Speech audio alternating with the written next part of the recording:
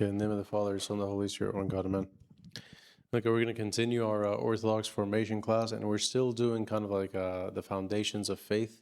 And so today we're going to be speaking on evolution, not necessarily because it's such an important topic for us as Christians, but because it comes up so often, so many people have questions about it. So I thought I would devote just one lesson to it, but it won't be a very long lesson. We're not going to get into a ton of detail, but there is a lot of details, of course. We'll just go over it quickly. And again, to give an overview of the class that we're doing right now, the Coptic Orthodox formation class, we're doing different modules. The first module was just 3 lectures.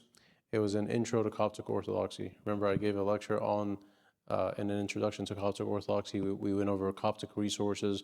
We went over what is a rule of life, how do we pray, read the Bible, and so on. Those 3 lectures were module number 1. Right now, everything that we've been doing is module number 2, or block number 2, foundations of faith. So the arguments that we gave for God's existence, the cosmological argument, teleological argument, everything that we're doing today, the Shroud of Turin, all of this, the historicity of the resurrection, has to do with foundations of faith. So we're still in module number 2. Once we finish all of that, we have a few more weeks. We'll finish module number 2. Then we'll move into number 3, which is Scripture and Revelation. Number 4 is core doctrine and theology. Number 5, Christology, so the doctrine or the teachings of Christ. Christology and the ecumenical councils. Number 6, the history of the Coptic Church. Number 7, patristics, which is the teaching of the lives, or the study of the lives and the teachings of the Church Fathers. Monasticism and asceticism. Number 8. Number 9, the spiritual life and interior formation.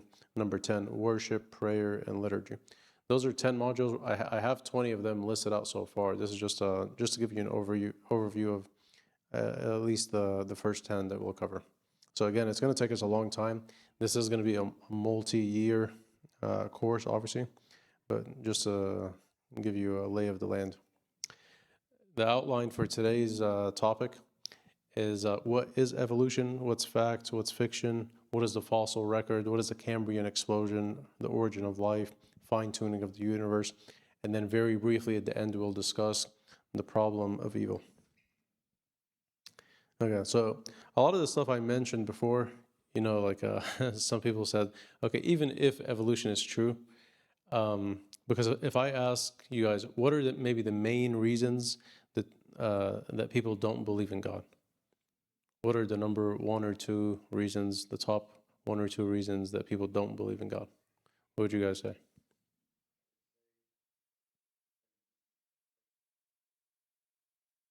People what?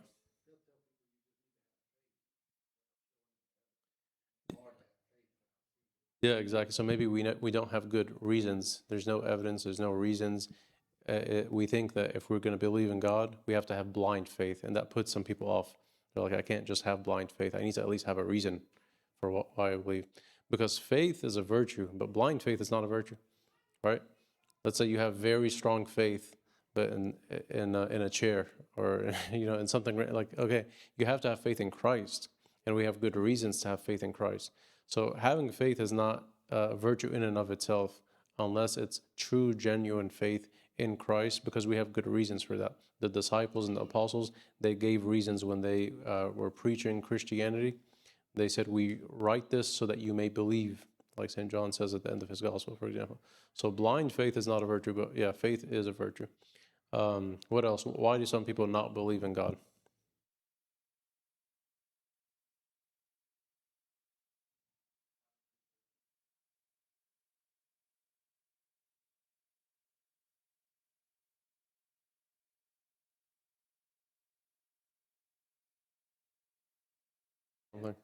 Yeah, exactly. So they don't trust the evidence or the historicity, the reliability of the scriptures, the teachings. Something was corrupted along the way, and so they can't believe in something that's ancient. Yeah, maybe sometimes that's the case. Yeah.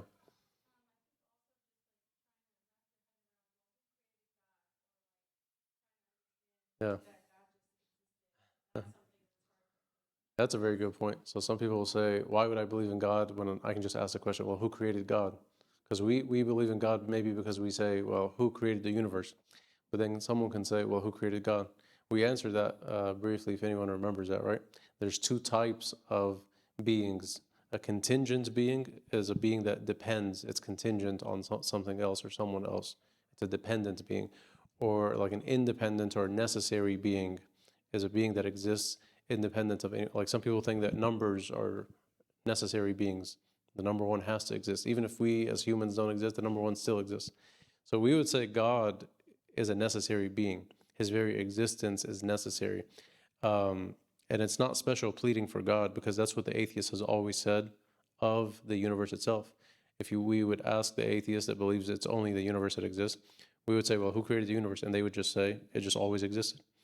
So it's not special pleading for God. It's either that the universe or something physical has always existed, or something not physical, something beyond the physical, beyond nature, something outside of nature has always existed. And that's what we call God, who brought about, for example, the Big Bang says that the universe began to exist 13.7 billion years ago. Space, time, matter, energy, all of these things, they came into existence.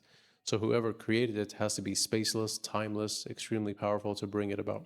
So that's why we would say God exists. But yeah, it's a good reason. Some people just aren't familiar with this, or maybe they're not convinced by it, so they would say, that's why I don't believe in God. What are some other reasons?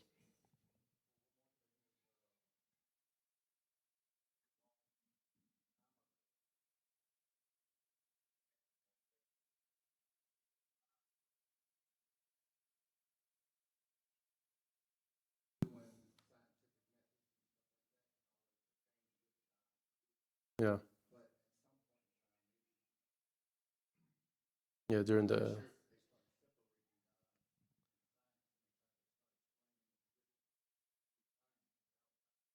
yeah, that's a good point. It's probably during the Enlightenment when maybe there was a separation between God and like the academy or the sciences. Because when Isaac Newton, for example, in the 1600s, he was at Cambridge in England. He dedicated his Principia Mathematica, like when he wrote his great work explaining science and the laws of gravity, the laws of motion, and calculus, and so on. He didn't just say, all right, now I'm an atheist, I don't I don't need God because I explained all these things. He dedicated the last few chapters of that book praising God. And he spent the last 30 years of his life not even doing science and just writing theology. So they didn't see this distinction between like science and God. It's a false dichotomy that we assume nowadays, is that you're either a scientist, you're either like an intellectual person, or you're just someone that doesn't understand and you believe in God, you have blind faith. So it's a false dichotomy that exists now, and it happened during the Enlightenment period. Like if anyone is familiar, for example, with what's his name? The French guy. I forgot his name. What is it? Voltaire. Yeah, he said 100 years from now, no one will believe in God. The Bible will be completely out of print. No one will own a Bible. No one will believe in God 100 years from now. A few years after his death, his house was turned into a Bible publishing company, and the Bible now is, the most popular book in the world, of course. So he was a product of the Enlightenment, and he thought that religion was just going downhill. Now we understand everything. Now we have science, and yeah, so. It's something that was assumed. It was a given back then. Now you have to argue for God's existence. Actually, C.S. Lewis said something nice once where he said, back then, all you had to do was give people the good news, the gospel, because everyone knew that we were sinners, we needed salvation, we needed someone to save us, so you just give them the good news. Now you have to give people the bad news first, that we are sinners, that we need salvation, and then give them the good news. So now we have to do like double the work. We have to give people the bad news and the good news. Yeah.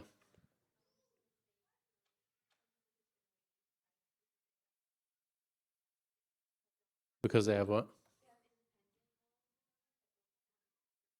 Yeah.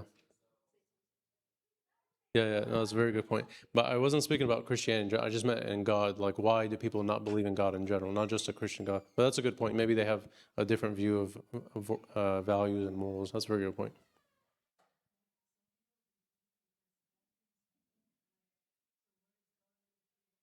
Yeah, very good point. That's actually the number one answer I was expecting, because the problem of evil and pain and suffering. So why is there so much suffering in the world? Natural suffering, natural disasters like earthquakes and cancer and hurricanes that that kill so many people. Like, why does a little child deserve this cancer, for example?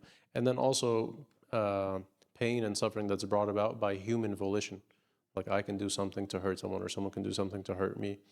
So why is there so much pain and suffering? And that's maybe the number one reason people don't believe in God, is because of the amount of pain and suffering in the world. But like, I think we covered it briefly, and we'll do a whole lesson on the problem of pain and suffering. But actually, you'll see, I think we covered it in the moral arguments for God's existence. If you look at it, actually, pain and suffering will show you that God does exist. Because if God doesn't exist, you can't say that's evil, because there is no moral law without the moral lawgiver. And if there's no moral law, there's no good and evil. So how can you call something evil in the first place if there is no God, right? Yeah.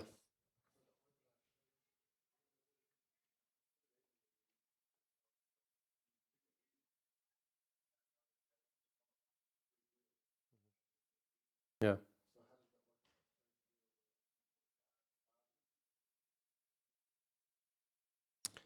Yeah. Yeah, it's a very good point. The question is about God's providence and what's called divine sovereignty, for example, versus human free will. Like, how do we have free will if God is totally sovereign, totally providential over everything? So if he knows the future, for example, how do we have free will? Because aren't we just going to do what he knows we are going to do? Are we bound, is our free will bound by his foreknowledge? So that's a good point. We don't have systematic theologies in the Orthodox Church, but it is a view, for example, the best way to understand it, because God does have foreknowledge, and he has other types of knowledge as well. Sometimes it's called, like in theological language, what's called middle knowledge, like what would happen in a certain situation. So God knows everything that could happen, that would happen, that will happen, all types of knowledge like that. So just because God knows that something will happen, it doesn't foreordain us to do what he knows that we will do. And the question is how. So God's foreknowledge works like an infallible thermometer. Imagine like a thermometer that it's never wrong. It always tells you exactly what the temperature is. If it's 78 degrees, it'll say 78. If it's 74, it'll say 74. It's never wrong. But does the thermometer cause the temperature? No, the temperature actually causes the reading of the thermometer to change. That's how our actions are. Even though God is infallible, he knows exactly what we will do. It's chronologically prior, like his knowledge, obviously, before we even existed, his knowledge already existed. So chronologically, his knowledge came first. But logically, our actions are prior. So there's a difference between chronological priority, like you're chronologically prior on a timeline, but logically, B caused A. The effect caused the or the cause caused the effect. So we will perform X. God knows that we will perform X, but if we were going to perform Y instead, he would have known Y instead. So he is infallible in his foreknowledge, but our decisions affect what he knows or what he would have known. So it's a very confusing topic. We'll have future lectures on this. But today we'll go ahead and get in today's lecture. Again, even if evolution is true, the point is what we'll say. Some people will say that Christianity can't be true if evolution is true. What I'll try to show today is that, yeah, there are maybe some hurdles that we would have to like rethink or re-understand, and there are certain things that we can't change about Christian doctrine, like original sin and things like that. But there is a way to say, even if evolution was true, and my personal opinion is I don't think evolution is true exactly in the way that it's taught normally. But my point is, even if it was true, it would do nothing. It would do nothing to Christianity. Christianity could still be true, even if evolution in its most extreme form was true. So, what would have to change? For example, we would have to reinterpret Genesis 1 through 11, the story of creation. So maybe we would have to understand that a little differently. Like, how did Adam and Eve actually come about? Did God use evolution to bring them about instead of just special creation where he immediately creates them? Romans 8, for example, says that death entered the world through sin. So was there physical death? Did animals die? So these things obviously would have to be addressed to be able to square the two, but there are ways to do it. And when it says, for example, Christ said, "I am the door." Does he mean I am the door, like he's a door that you open and close? Obviously not. So there is some figurative language, and we have to understand when it's being used. Like when it says God breathed, is he breathing actual air that comes out of his lungs and nostrils? And does he actually have nostrils and lungs? So obviously there's some figurative language, or what's called phenomenological language, and our job is to understand when the Bible is speaking literally, when it's speaking figuratively. But when it comes to example for the 6 days of creation, some people say you have to believe that they are 6 literal 24-hour days. But the Orthodox Church, if you look at the church fathers, out of the dozens of church fathers that spoke on this issue, only one believed that it was a literal 24-hour, 6 24-hour days of creation. Saint Ephrem the Syrian, who was very poetical, but when it came to this, he was actually very literal. He was a poet of the church. But when you look at Origen of Alexandria, for example, who was not a church father, but a church scholar, he said, "How could there be morning and evening on the first 3 days when the sun is not made until the 4th day?" So, a 24-hour day depends on the earth spinning about its axis, where you see the sun, you don't see the sun, and then you see the sun again. So if the sun wasn't created till the 4th day, it's unlikely that the first 3 days were actual days like that. Saint Basil, he wrote the famous Hexameron, and he stresses that God commands the earth itself to bring forth creation, is given a real generative power of its own to exercise. So God gives creation its own power to bring about plants and animals and so on. Saint Gregory of Nyssa, he also wrote another book called the Hexameron, and this is the brother of Saint Basil. He proposes that God laid down at once, so in the very beginning, the seminal power of the whole, which then unfolds in an ordered sequence. So creation as endowment followed by development. He created something in the very beginning and allowed it to kind of take form. St. Augustine, he said something very similar. He said he rejected a simple 6-day chronology, and he argues that creation was instantaneous with its potencies unfolding in time. So God created the world, and then the potencies unfolded with time. And he warns Christians against pronouncing on nature in ignorance. Okay. So these are a few people. They said, to summarize, essentially, I don't want to go into all this again because we covered it previously.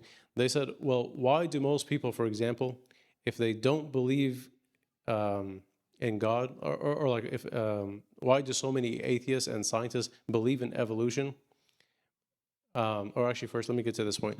If Christianity and evolution are compatible, then why do most Christians reject evolution? Why do most Christian scientists, even people that really understand evolution, why do they reject evolution if they actually are compatible with one another? And when you study this, or you ask people that are experts, they have PhDs and they're professors of genetics and microbiology and evolution and so on, but they're Christians and they're not that convinced by it themselves, they will say, it's not because of the Bible. It's not like because I can't believe in evolution because of Christianity. It's because I'm not bound to it. And there's not that much evidence. Like, for example, the Big Bang in physics has so much evidence behind it. Maybe more evidence than all other scientific theories combined. Unbelievable amount of evidence. But in evolution, in biology, evolution really doesn't have as much evidence as other theories. So they don't feel compelled to hold to this view. So if that's the case, then what about atheistic professors that are not Christian? Why are they so adamant about evolution if the evidence is not that strong?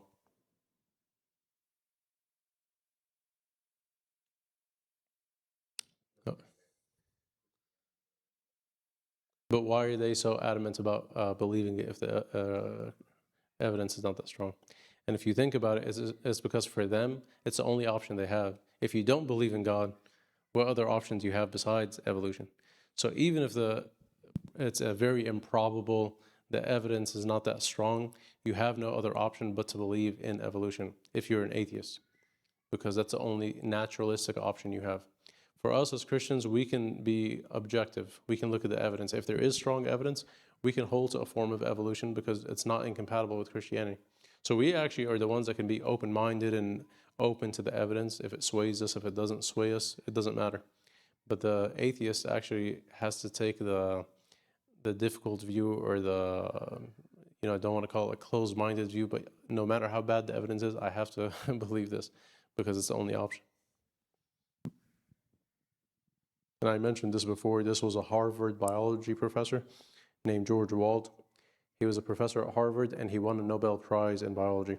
And he said there are only two possibilities as to how life arose. One is spontaneous generation arising to evolution. The other is a supernatural creative act of God. There's no third possibility. So it's a God or it's evolution. And he says, I'll just summarize part of it. He says essentially he's not convinced by evolution. So therefore the only option is God. And he says, but I will not accept that philosophically because I don't want to believe in God. So he says, I'm still going to reject God even though I'm not convinced of evolution. And he's a Harvard biology professor, Nobel Prize winner in biology. And he says, I'm not convinced of evolution, but I'm not going to believe in God because I don't want to believe in God. Therefore, I choose to believe in that which I know is scientifically impossible, spontaneous generation arising to evolution. So a lot of people that believe in evolution is because there's no other option, or they just reject God wholeheartedly, and so they believe in this. And like I mentioned before, there was a famous philosopher named Antony Flew. He is like required reading if you get a master's or a doctorate in philosophy of religion, for example, you have to read Antony Flew. He was a philosopher from the 1950s till the early 2000s, for like 60, 70 years. And he was famous for a book. He actually debated C.S. Lewis in Oxford or Cambridge when he was a young grad student. And C.S. Lewis was a famous professor at that point. And he wrote a book called There Is No God when he was a young man. When he was older, in like 2006 or 2008, when he was maybe 90 years old, he finally believed in God. And he said he wrote a book, and it was the exact same title, There Is No God, but he scratched out no, and he wrote There Is a God. How the world's most notorious atheist changed his mind.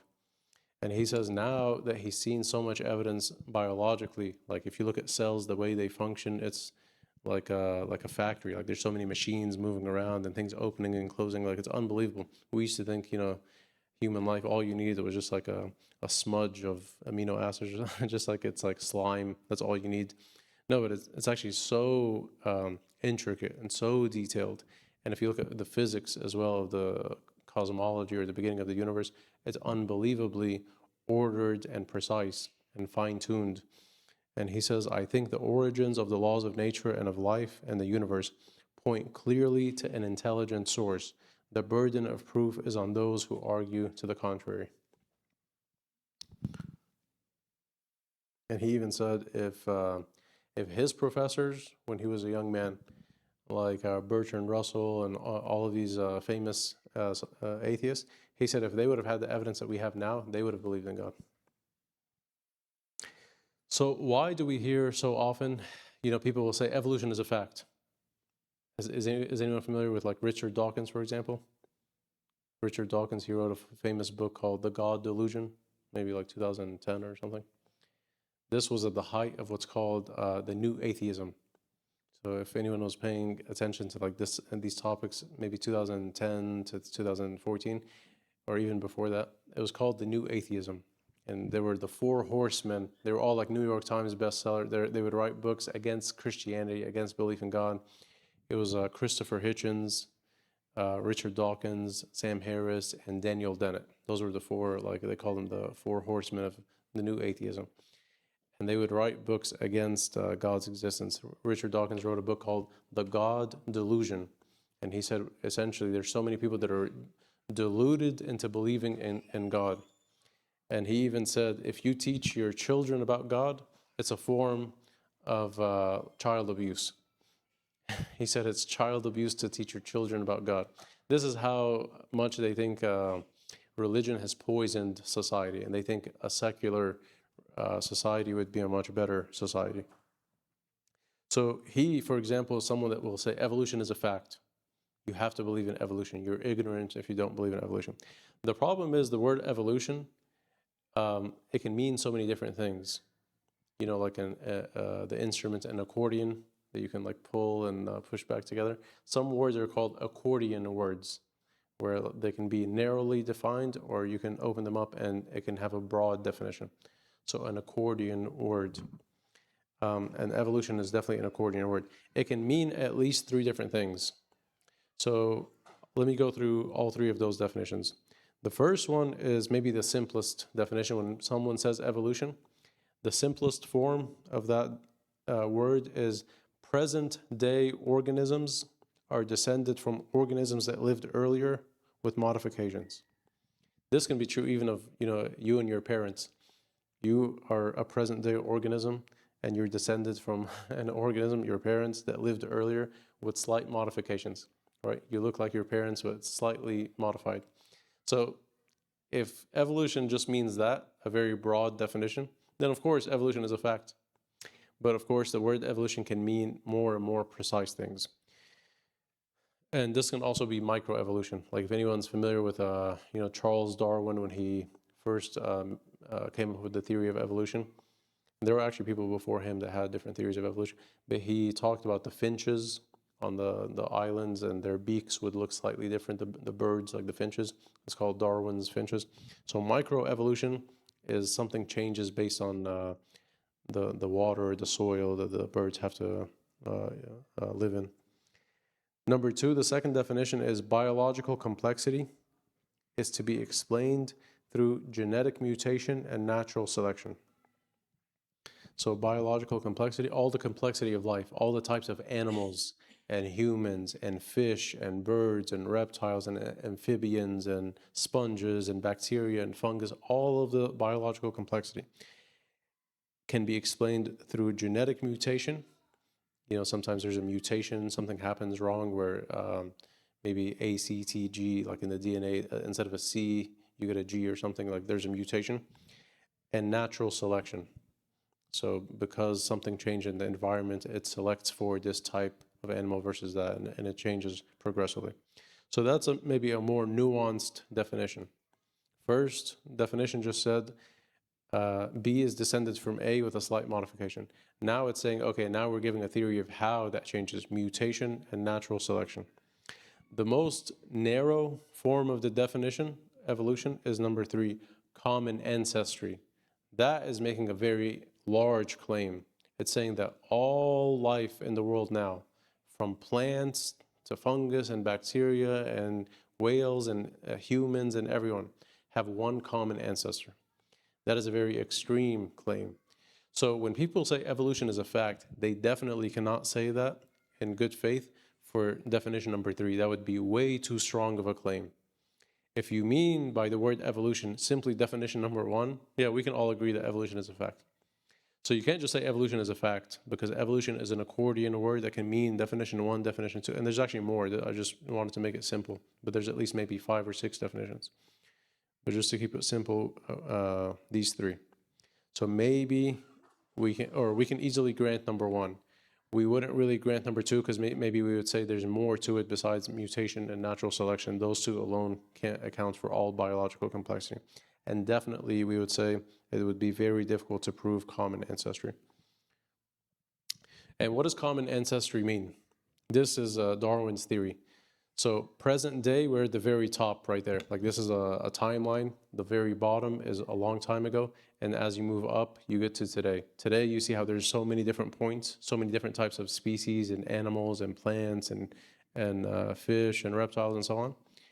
His theory is that if you trace it back in time, maybe 1 billion years, 2 billion years, 3 billion years, how old is the Earth, according to like geology? Or 4.6, very close, 4.6 billion years. The universe, 13.7 billion, and the Earth, 4.6 billion years. So he would say, if you trace it back long enough, you would get one common ancestor, a little tiny, like, unicellular organism, maybe even something less than that, like an RNA or a protein or something that is like the precursor to life. And then that one thing creates unicellular organisms, and from there you get everything. What we actually see in the fossil record, especially something called the Cambrian explosion, which I'll explain in a second, is this. No common ancestry. You see that like whales come from whales, rats come from something similar to rats, fish come from something similar to fish, fungus, they come from something similar to fungus, plants come from something similar to plants. And I'll show how we know something like this. because the Cambrian explosion essentially shows that there's nothing, no,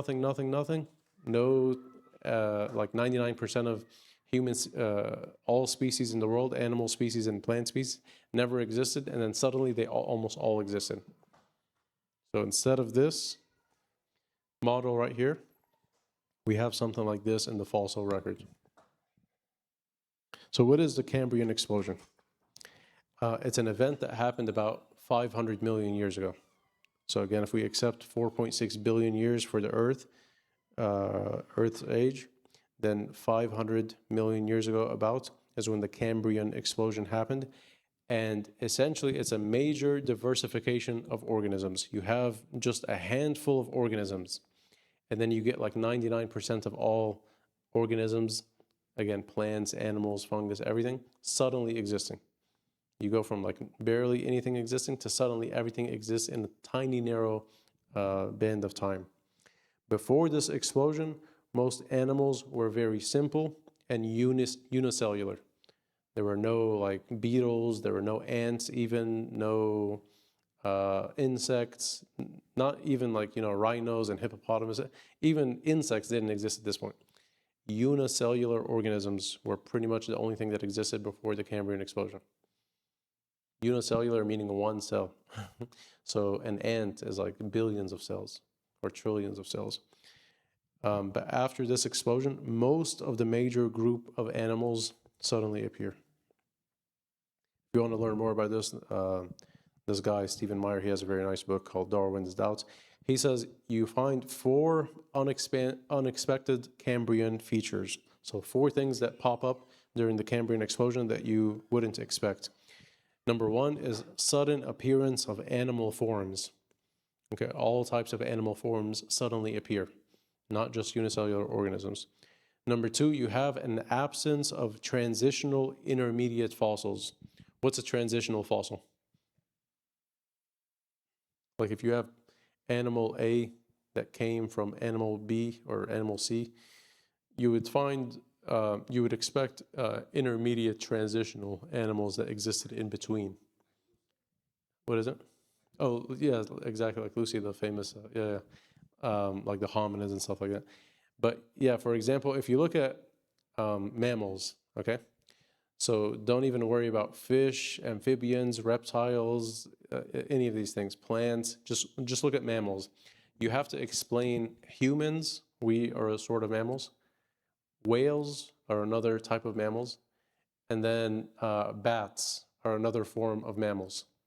Just those 3 types of mammals. We haven't even gotten to amphibians, reptiles, fish, any of that. Just those 3 types of mammals. How many transitional fossils would you expect to go from a whale, like a sperm whale that's the size of this church, to a bat, to a human? You would expect millions of fossils, like we transitioned into this, and then mutation and natural selection allowed us to change slightly like this, and then eventually, we would be like cousins of primates, for example, other primates like other forms of primates, and you go back even further, that we would have other cousins, and you go back even further, we would have some common ancestor that's a mammal that produced bats, whales, and humans. But we don't have any of those fossils. We don't have any of those intermediate transitionary fossils. Complete absence in the fossil record. Number 3, we have something called a startling array of novel body plans. What is a body plan? It's a technical term that means kind of like the way the body is shaped. Like for humans, there's a body, there's 2 legs, 2 arms, a head. For like a starfish, the body plan is like a hub and spoke model. For like a centipede or a millipede, like a lot of legs. That's called a body plan, like just how the body looks generally. A startling array of completely new body plans. Before the Cambrian explosion, there was only unicellular organisms. Right after the Cambrian explosion, you have this type of animal and that type of animal, completely different ones, and they all suddenly existed all at once. And then number 4, a pattern in which radical differences arise before small-scale variations. Because let's say, this insect, like a beetle, somehow becomes a centipede or something. I know it's a bad example, but I'm just saying you would expect small changes first before you get a big change. But in the Cambrian explosion, you get the big changes first, and there are no small intermediate transitions, no small scale variations. So to give you the time scale, again, 4.6 billion years. That's how old we're saying the Earth is. The first sign of life is 3.8 billion years. Okay, the first almost billion years, the Earth was so hot and the crust still hadn't cooled down. There wasn't water, so you couldn't really get life. But eventually, at some point, it cooled down enough. There was water, and you could form life. So the first life, according to the biology and geology and so on, is 3.8 million years ago. And then that's that yellow line all the way to the left. You guys see that? It's the 17-yard line. So if you imagine this is like a football field, there's 100 yards. The 17-yard line is when you get the first life. You would have to go all the way till the very end, 500 million years ago, so just a few yard lines away, to get the Cambrian explosion. But for that whole time, there were only unicellular organisms. And then suddenly, and if I zoom in on this, it just 8 inches. 100 yards, what is a yard? A yard is 3 feet. So it's 300 feet. That's how big a football field is. And then 1 foot is 12 inches. So instead of 300 feet, you zoom in on just 1 foot. You zoom in on that 1 foot, you get just 8 inches. And 8 inches, trying to do the analogy with time, that is the Cambrian explosion. This small sliver of time, the Cambrian explosion, where suddenly we go from unicellular organisms, barely any types of organisms that existed, to suddenly all forms of life that we know now suddenly existing. And not billions of years ago, just 500 million years ago, in a tiny, narrow band of time. This is called the Cambrian explosion. So, and that is just to explain how we went from unicellular organisms to what we have now. An even more difficult question that we would have to account for is what's called the origin of life. So the origin of life is not how we went from animal A to animal B to animal C. How did we get animal A in the first place? How was there life in the first place? So the origin of life. That is maybe the most difficult question. So the Cambrian explosions are already difficult for evolution. Now we're getting to an even more difficult problem, which is the origin of life. Because evolution has to do with life evolving from one form into the next, from A into B into C into D and so on. But it doesn't talk about the start at the beginning of life.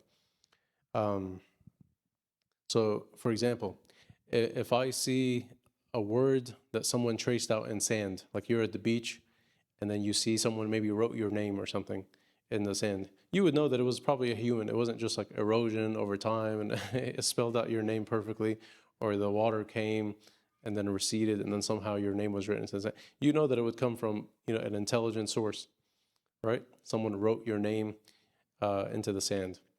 So that's just a 4 or 5 letter word, however many letters are in your name.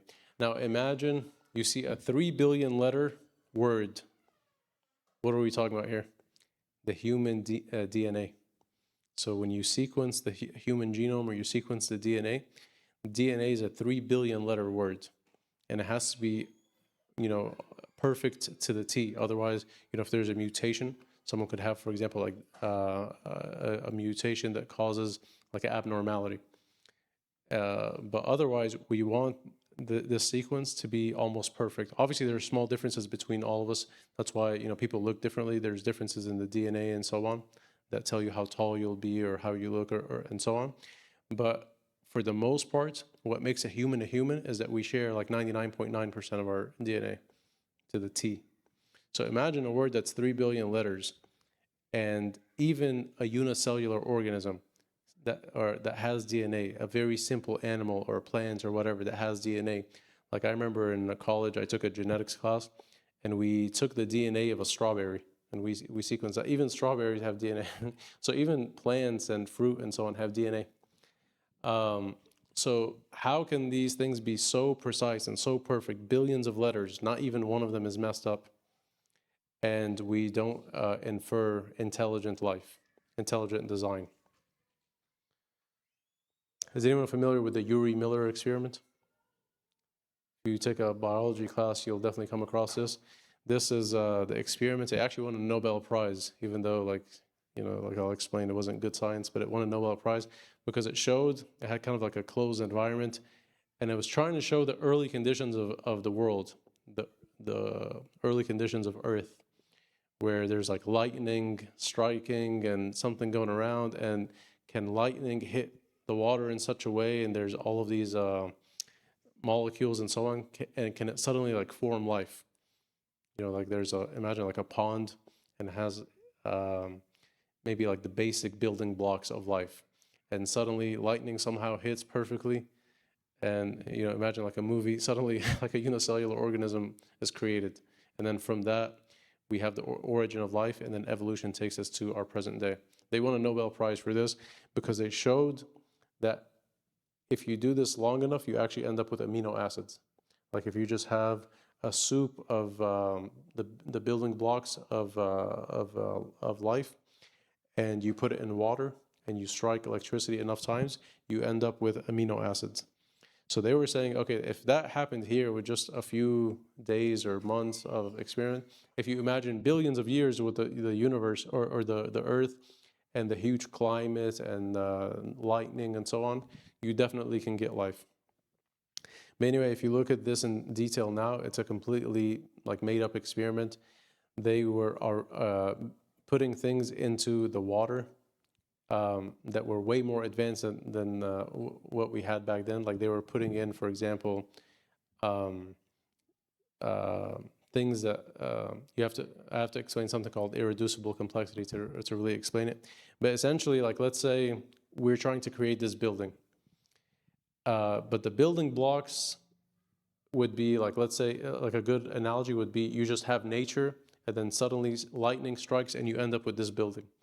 That would be insane to believe, right? But the experiment didn't do that. That would be a good analogy.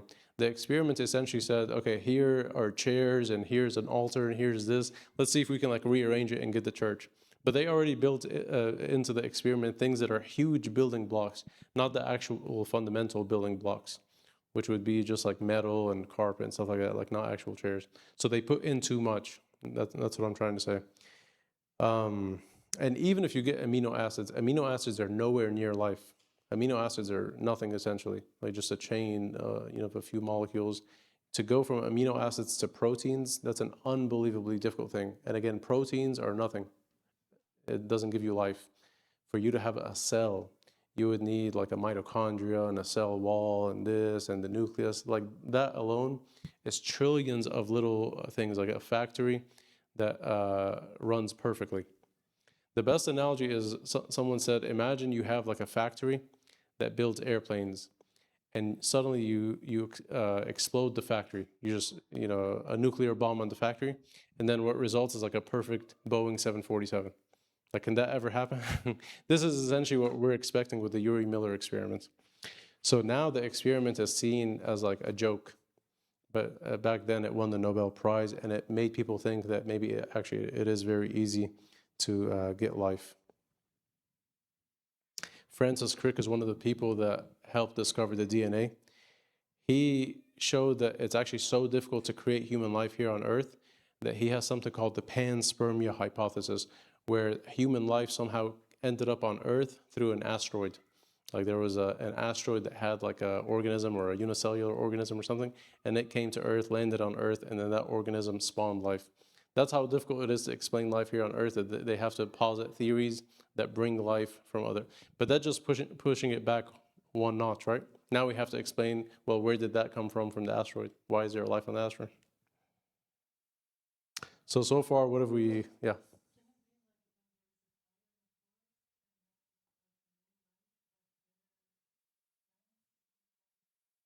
Say that again.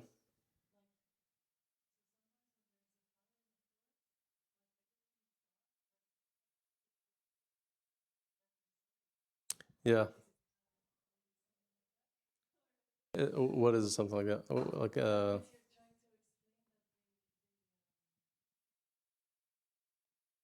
yeah. Sometimes you're saying, like, for example, when like if you keep growing the same thing over and over again, the soil gets like dull. So to make it like more fertile, you like Yeah, but you're saying that as an analogy to what?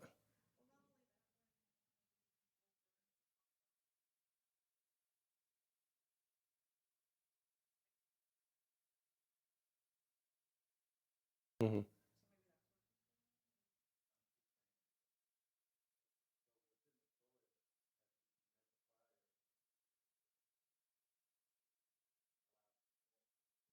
Like it re-nourishes the soil.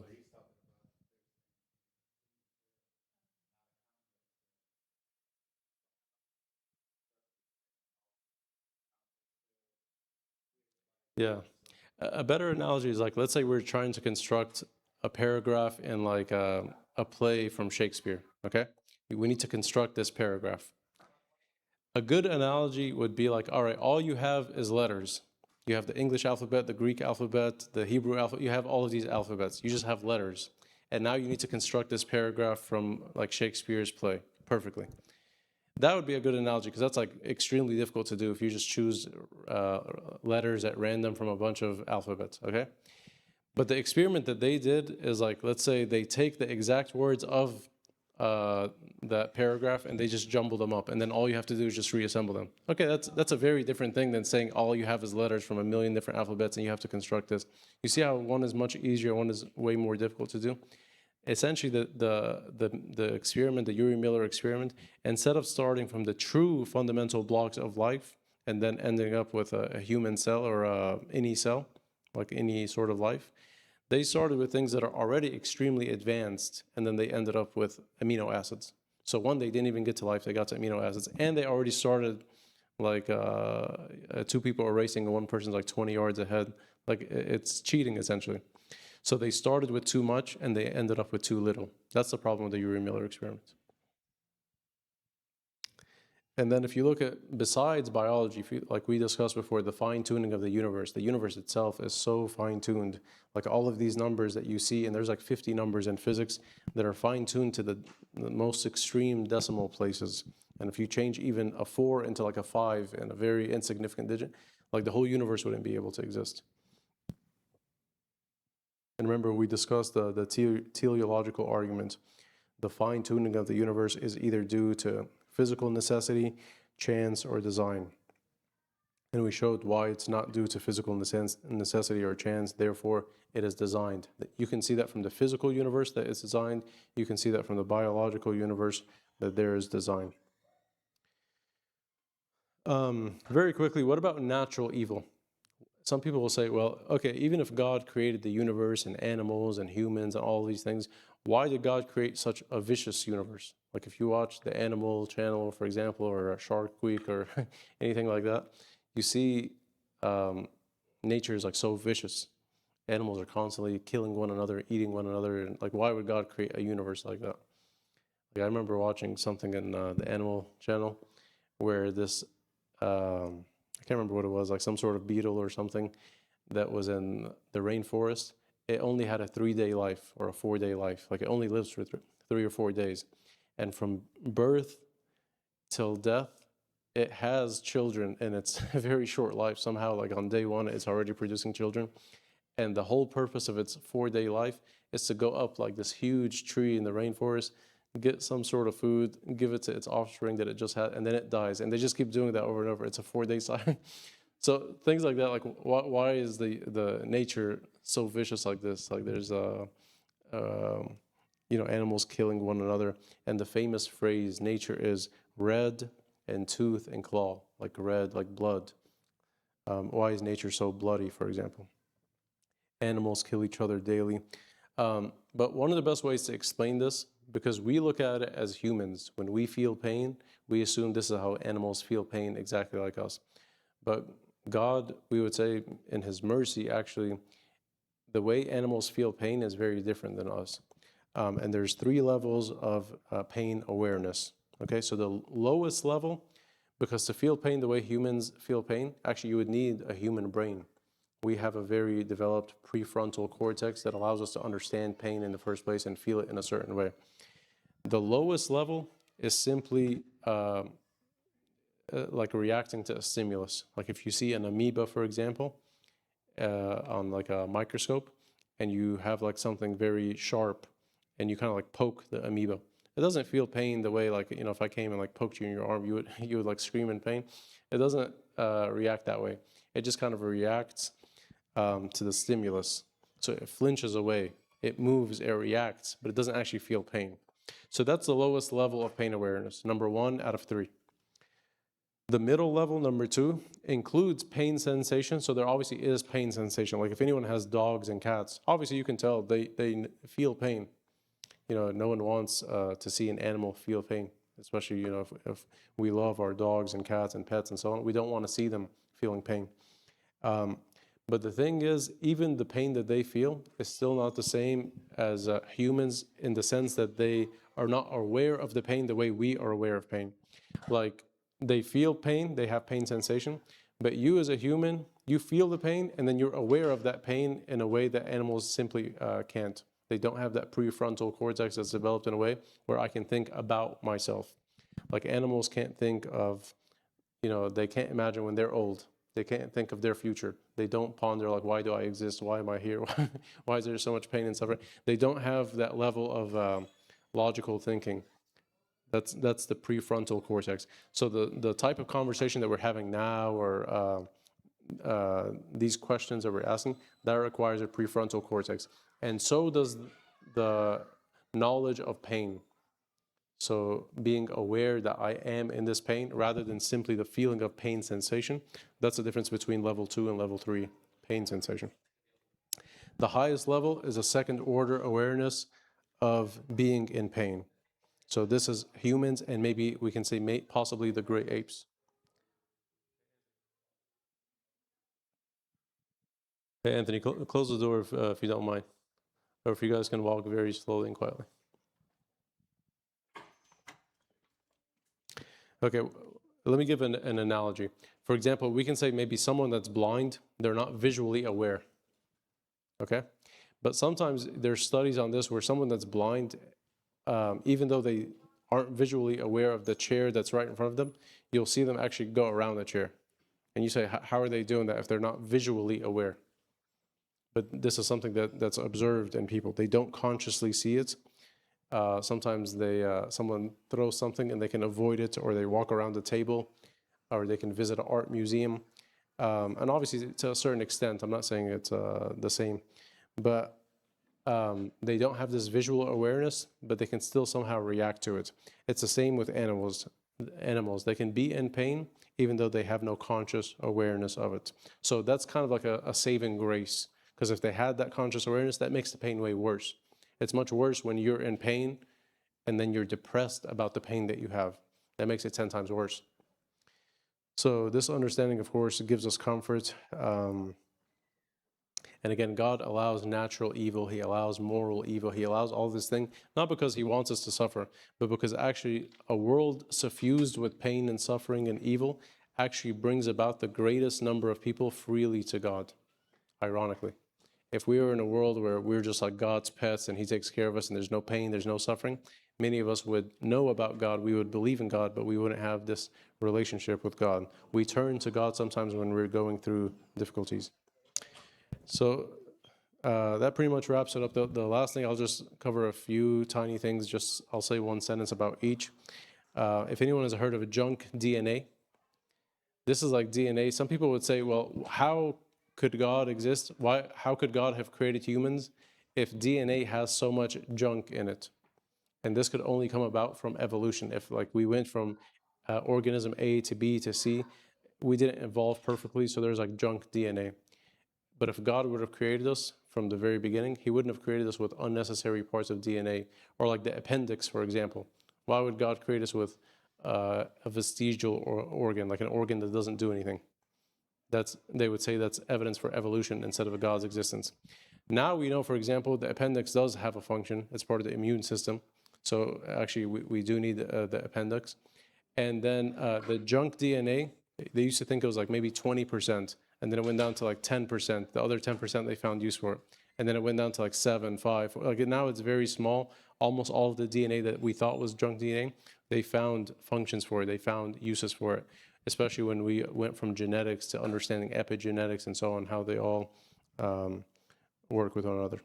Another topic is there's something called irreducible complexity.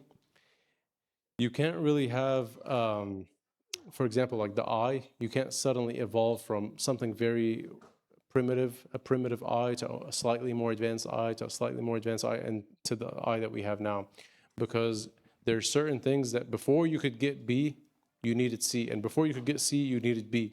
So they're like irreducibly complex. They don't evolve in a linear fashion, like A, B, C, D, and so on.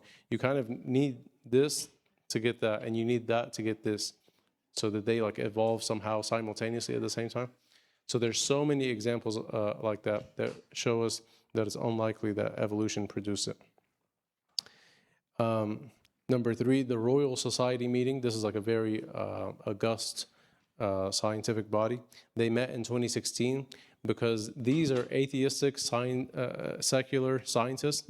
And they said, okay, we don't believe in God. We don't believe in what's called intelligent design or ID. But we see that there are problems in Darwinian evolution. So they held this conference to say, how can we explain these things? Because obviously Darwinian evolution, they're admitting that there are gaping holes in the theory, and it can't explain everything, but they don't believe in God, so they're trying to find something else. But for us, we would expect this, of course. The last thing I'll mention is the Synaxarium calendar, so the calendar that discusses the Chronicles of the Saints. Sometimes you'll see it assume what's called a young Earth creation. A young Earth creation is like the world is maybe like 6,000 to 10,000 years old. So it'll say like in the 1,000th year of the world's existence, or the world history, or something like that. So sometimes you see it assuming that, but that's not what we would call doctrinal teaching. It's not like teaching that. It's just using it as like a way to count, a way to order things. So it's not like we're bound to a young Earth creation, even though the Synaxarium uses this calendar. Okay. So we'll leave it at that. We have time for maybe one question. Any questions? Very good. No question. Okay. Glory be to God forever. Let's stand up in prayer.